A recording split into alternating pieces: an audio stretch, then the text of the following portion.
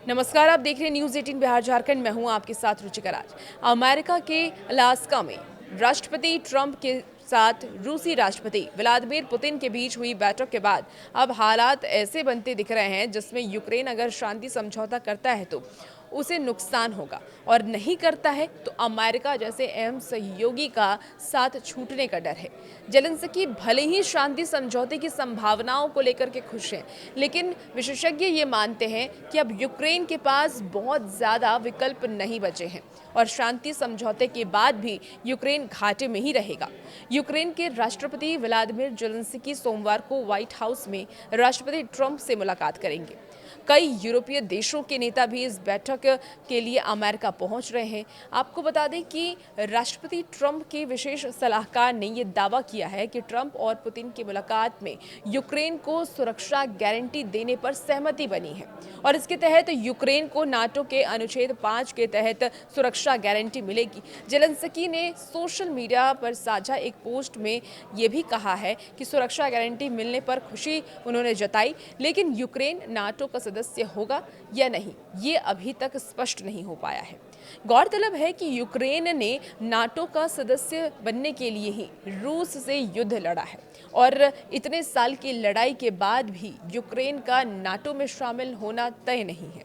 अब social media पर Trump ने यह लिखा कि यूक्रेन के राष्ट्रपति जेलेंस्की अगर चाहे तो रूस के साथ युद्ध तुरंत समाप्त कर सकते हैं या फिर वो लड़ाई जारी रख सकते हैं। याद कीजिए कि ये कैसे शुरू हुआ था। ओबामा की ओर से दिया गया क्रीमिया वापस नहीं मिलेगा और यूक्रेन का नाटो में शामिल होना भी संभव नहीं है।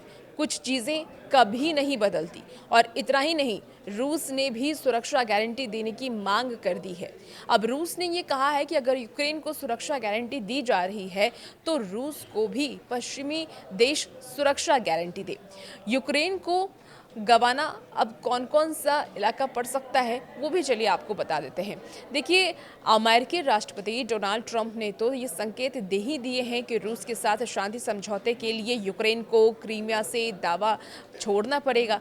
फ्रांस के राष्ट्रपति इमानुएल मैक्रों ने भी साफ तौर पर यह कह दिया है कि यूक्रेन को शांति समझौते के लिए हारे हुए इलाके को छोड़ना पड़ेगा। हालांकि यूक्रेनी राष्ट्रपति साफ कह चुके हैं कि वो अपने किसी क्षेत्र से दावा नहीं छोड़ेंगे, लेकिन ट्रंप और अन्य यूरोपीय नेता यूक्रेन पर इसका दबाव बना सकते हैं और अगर ऐसा होता है तो यूक्रेन को अपना बड़ा हिस्सा गंवाना पड़ सकता है और रूस ये चाहता था कि वो उसे मिल जाए। रूस यूक्रेन के करीब 20% हिस्से को कब्जा चुका है। यहाँ रूसी राष्ट्रपति पुतिन की रणनीतिक कुशलता की भी तारीफ करनी होगी। उन्होंने अलास्का की बैठक में इस तरह से रूस का पक्ष रखा कि अमेरिकी राष्ट्रपति ट्रंप भी चारों खाने चित हो गए।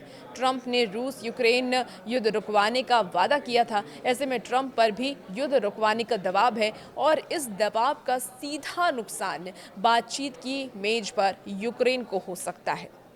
अब देखना होगा आने वाले वक्त में क्या कुछ होता है और भी ऐसी वीडियोस के लिए बने रहिए न्यूज़ 18 बिहार झारखंड के साथ।